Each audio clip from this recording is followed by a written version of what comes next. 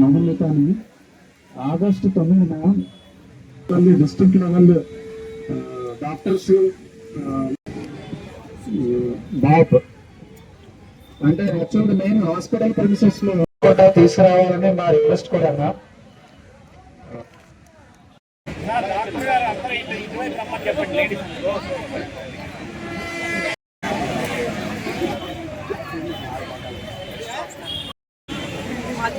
వైద్యుల రక్షణ ప్రభుత్వ బాధ్యత, వైద్యుల రక్షణ ప్రభుత్వ బాధ్యత, వైద్యుల రక్షణ ప్రభుత్వ బాధ్యత, వైద్యులపై దాడులు,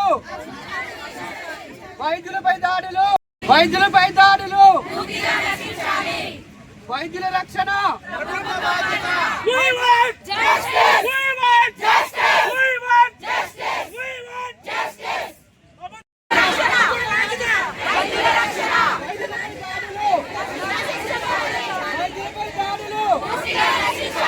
వైద్యులపై దాడులు, వైద్యుల రక్షణ, వైద్యులపై దాడులు, వైద్యులపై దాడులు.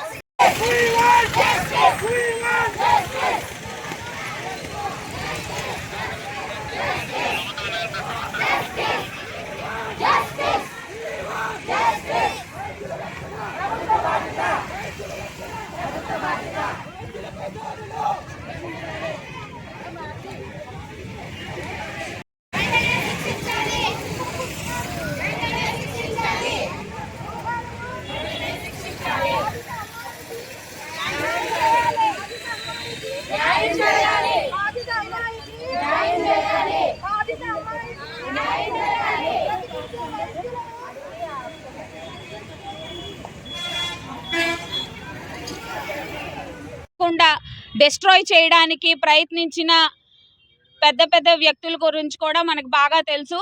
సో ఈరోజు ఈ సంఘటనని మర్చిపోకూడదు.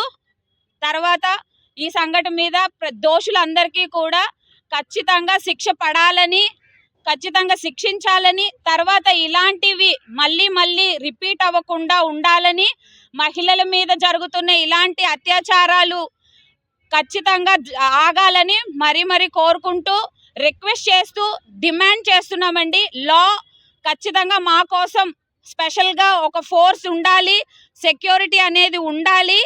లేకుండా చాలా వరకు క్యాజువాలిటీస్లో చూస్తూనే ఉంటారు. డాక్టర్ స్టాఫ్ కానీ, మెడికల్ స్టాఫ్ మొత్తం ఎవరైనా కూడా మాప్గా వచ్చేసి చిన్న ఇన్సిడెంట్ మీద కూడా ఏమీ డాక్టర్స్కి కానీ మెడికల్ స్టాఫ్ ఎవరికి కూడా ఎలాంటి మిస్టేక్స్ లేకపోయినా మాప్గా వచ్చి మా మీద పడిపోయి మమ్మల్ని కొట్టి నానా హింసలు పెట్టి హెరాస్మెంట్లు చేసి మర్డర్స్ కూడా చేస్తున్నారు. ఈ ఇన్సిడెంట్స్ అందరూ చూస్తూనే ఉన్నారు. కానీ ఎలాంటి యాక్షన్ కూడా ఏ గవర్నమెంట్ నుంచి కూడా రాలేదు. ఇది మా సిన్సియర్ రిక్వెస్ట్ అండ్ డిమాండ్ కూడాను. మహిళలకి ఖచ్చితంగా సెక్యూరిటీ అనేది ప్రొవైడ్ చెయ్యాలి. హాస్పిటల్స్లోనే కాదు, రోడ్డు మీద నడిచేటప్పుడు కూడా భయపడకుండా మహిళ ఎప్పుడైతే నడుస్తుందో ఆ రోజు ఇండిపెండెన్స్ అని ఎప్పుడో అన్నారు. 78 ఇయర్స్ అయిపోతుంది మనకి ఇండిపెండెన్స్ వచ్చి, కానీ ఈ రోజుకి కూడా సేఫ్గా ఒక ఫీమేల్ రోడ్డు మీద నడవగలుగుతుందా అనేది ఒక ప్రశ్నగా మిగిలిపోయింది.